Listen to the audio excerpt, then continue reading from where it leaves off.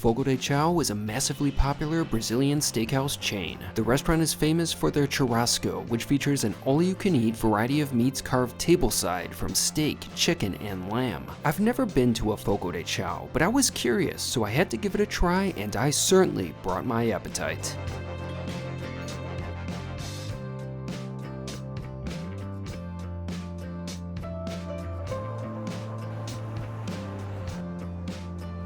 It's a cool winter day today here in New York City. Right now I'm at Madison Square Park, but I'd like to talk about yesterday where I had a very filling meal. I went to Fogo de Chão, which is a Brazilian steakhouse chain that has locations all over the place. Now I went to that restaurant for a couple of reasons. One, I've never been there and I want as many diverse culinary experiences as possible. The second reason why I went to Fogo de Chão was that I had a gift card. Now that the holidays are over, it's that time of the year again where you gotta think about cutting back a bit to save a little money. Since Fogo de Chão pretty much offers unlimited meat with their famous churrasco experience, that sounded like a great way to me to get my money's worth. And when it comes to buffets and all-you-can-eat experiences, I dominate. Although sometimes buffets end up dominating me and I get a little sick after my meal. Thankfully, I think I did pretty well yesterday. So with that being said, this was my meal at Fogo de Chão.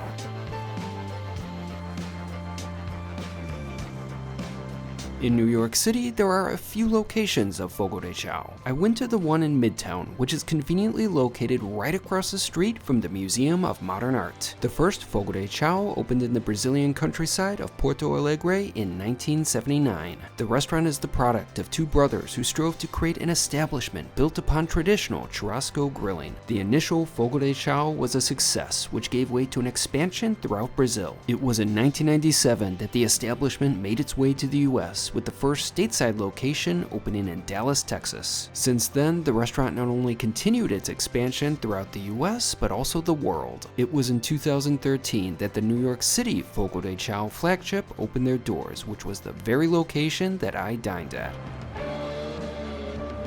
Upon entering, I was impressed by the restaurant's sheer size. Its humble facade was certainly deceiving. The Midtown location consists of 3 stories and 16,000 square feet of space dedicated to food and dining. Overall, I liked the atmosphere of Fogo de Chão. It had a good energy and was very spacious, and a spacious restaurant in Manhattan is not very common.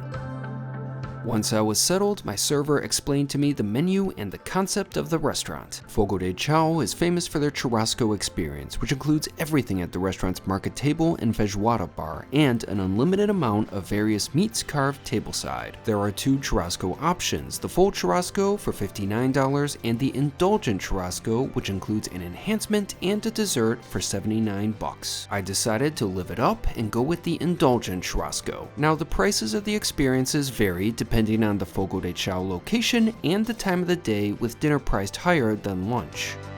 In addition, there's a variety of a la carte options on offer, which also sounded pretty good. Regarding beverages, the restaurant offers an all-day happy hour with some very affordable drinks from wine to cocktails. For me, however, I just stuck with water. After ordering, I made my way up to the market table and feijoada bar to prepare a plate. On offer was a variety of seasonal salads, vegetables, fruits, cheese, and charcuterie. I was impressed with the selection. There were a lot of items that caught my eye, but I had to control myself since meat was the priority.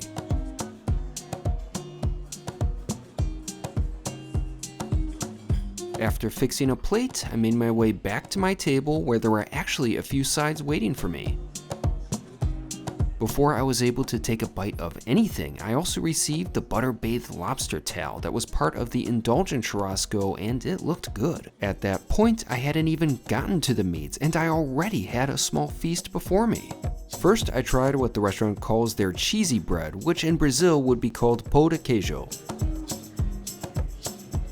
Those little bites were very nice. They were warm and fresh with a pleasant, squishy texture. I could have easily eaten that whole bowl, but bread at a steakhouse is a dangerous thing.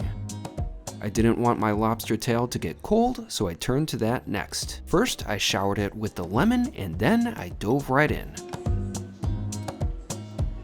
That was a good lobster tail. It was perfectly cooked, nice and tender, with a rich buttery flavor that perfectly contrasted its natural sweetness. Even though Fogo de Chão was mainly about meat, it was nice to have that lobster tail to mix things up.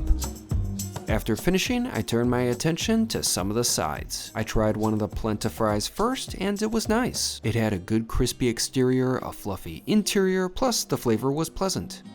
Next, I tried the plantains, which were good but very sweet. Later during my lunch, when I was eating the restaurant's various meats, I would utilize the plantains like a palate cleanser since some of the meat was fairly salty. Then I tried the mashed potatoes, which had a decent flavor, but I wouldn't have minded if the texture were a bit looser. Finally, I dove into the plate I put together at the market table. I felt like I got a reasonable variety of food. I chose dishes like the Brazilian street corn, which I enjoyed. I was also fond of the crispy chickpea cow salad. Those little crispy chickpeas were a joy to eat. I was also glad that there were light servings of meat and fish available. The prosciutto was good, but I was particularly fond of the brown sugar and black pepper bacon.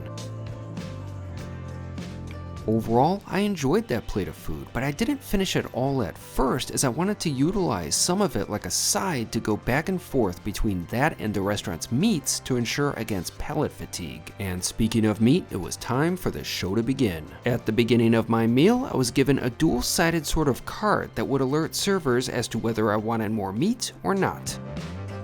I flipped that card over to green and the meat parade began. First up was ribeye, and it looked pretty good, with a nice pink color and some attractive fat. Flavor-wise, I really enjoyed it. In fact, the ribeye would prove to be one of my favorite cuts of the meal. Before I could take another bite, the next meat was presented, which was the picanha. Oh, special picanha, sir. Prime sirloin. Oh, nice. I'll take some of that then.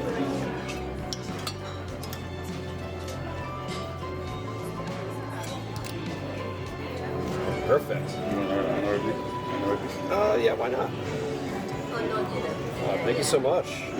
Good. Thank you. Right after receiving the picanha, I was presented with a cup of chimichurri sauce. Nice. Excellent. Thank you. That sauce definitely came in handy later with certain meats. Almost instantly, another server came to my table and offered me steak wrapped in bacon. He was followed by another who carved me some sirloin. Since I was running out of real estate on my plate, I flipped my card over to red for a pause and then gave the meat I had a go. I started with the picanha, which was another winner. The fat surrounding the meat was super luscious, and I loved the crust on the end of it, which was nice and savory. Just like the ribeye, the picanha proved to be one of my favorites. Then I tried the bacon wrapped steak, which looked a little overdone. After trying it, the meat was indeed cooked a bit too much for my liking, but I did enjoy the flavor. Bacon, after all, is a magical ingredient. Next, I tried the sirloin, and it wasn't bad, but it was my least favorite cut of the lunch. I just felt like it was a bit bland. Thankfully, the chimichurri sauce I was given helped rescue that beef as it imparted some much needed flavor. Overall, that was a good first round of meat, but I was just getting started. Next, I was given a cut of garlic steak, and then a chicken leg, and finally, some more sirloin. Considering that was my least favorite cut, I don't know why the hell I got more of it. I think it's because I'm not used to saying no when people offer me food. Thankfully, I learned how to say no later in my meal. I tried the garlic steak first, which I really enjoyed. That piece of beef was cooked more to my liking, and the garlic flavor was pleasant and well balanced. Next, I tried the chicken leg, which was very hot temperature-wise. I could barely hold it, but evidently it was very fresh. The meat was nicely seasoned, but I wish that it was just a touch juicier. Parts of it were a little dry. Then, it must have been my lucky day, because when a server came to my table with the lamb chops, there was one left just for me, which I couldn't wait to try. The lamb was alright, I liked the seasoning, but the meat was a bit overdone for my liking. To be fair, the restaurant has to prepare their meat to satisfy a large and diverse dining room, so I never expected it to be perfect. Thankfully, that chimichurri sauce helped alleviate a lot of issues. In the meantime, I got another serving of the picanha, and then I saw something else that I've yet to try, the chicken wrapped in bacon. I was just loving the sheer variety of meat that was offered. The chicken was good, it had a nice flavor, but like the steak wrapped in bacon, I thought that it was a little dry. Then I saw the man with the picanha and got a third serving. I was also munching on my sides and I figured that would be it for me. However, I saw a server with sausage links and I just had to try it. It was pork sausage and I thought that it was on the mark. It was fairly juicy and had a nice succulent flavor. At that point, I was nearing my limit. I spent a good deal of time eating, but I still had dessert to consider. Well, I am pretty full, but I think I saved just enough room for dessert. Fogo de Chão has a nice selection of desserts. A number of them intrigued me, but ultimately I went with the chocolate molten cake. It was a fine-looking dessert, which consisted of a warm chocolate cake containing a chocolate fudge center with vanilla ice cream on the side, along with chocolate ganache. Now that was a satisfying treat. The cake was rich, chocolatey, and moist. Combined with the cool vanilla ice cream, that was a textbook molten cake and a pleasant ending to my meal. Overall, I had a fun time at Fogo de Chão. Now it may be a big chain, but I thought that the price was fair for what they offered. Not many places have never-ending parades of meat coming to one's table. Plus, I thought that the restaurant had great service. Everyone I interacted with was very nice and professional. Not all the food was perfect, but frankly, I was satisfied.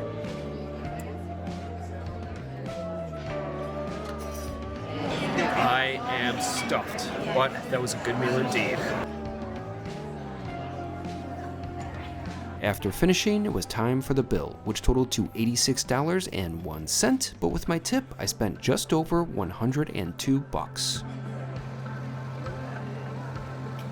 So that was one hell of an experience. I was stuffed. In fact, I didn't even eat dinner yesterday. But at the same time, I felt mostly pretty good. Now, in the past, when I would go to a buffet or have an all-you-can-eat experience, my philosophy was, if I didn't feel sick, I didn't do a good job. For the most part, I felt like I managed my experience at Fogo de Chão pretty well. Now, I was a little concerned with getting the indulgent churrasco. I felt like I might lack a bit of self-control and stuff myself before desserts, but thankfully, that wasn't the case. In fact, I'm glad that I got the indulgent option because I really like that lobster tail, and having a dessert, finishing a meal with something sweet in general is just something that I really appreciate. Now, having said that, the indulgent option is definitely not necessary because at the end of the day, the restaurant's meat is the star of the show. In fact, if I went with the regular churrasco option, I would just grab some fruit at the salad bar to satisfy my sweet tooth craving in place of a full dessert. But I did like having that lobster tail. I really enjoy a good surf and turf. Now, in terms of the quality of the food, it's obviously not going to be as good as a regular a la carte steakhouse, but for what it was and the price I paid, I was pretty satisfied. Not to mention the fact that I was really impressed with that salad bar. There are a lot of intriguing dishes there. To sum it up, I had a good time at Fogo de Chão. I mean, it may be a big chain, but I still think they offer a solid experience. Plus, I think the restaurant offers pretty good value, especially in comparison to other New York City places. Ironically, the restaurant is located almost right next door to one of the places that I think offers some of the worst value in terms of steakhouses, and that is Nusret, aka Salt Bay Steakhouse. Anyways, I had a lot of fun at Fogo de Chão. The food was very satisfying, and it's a place that I will definitely be returning to.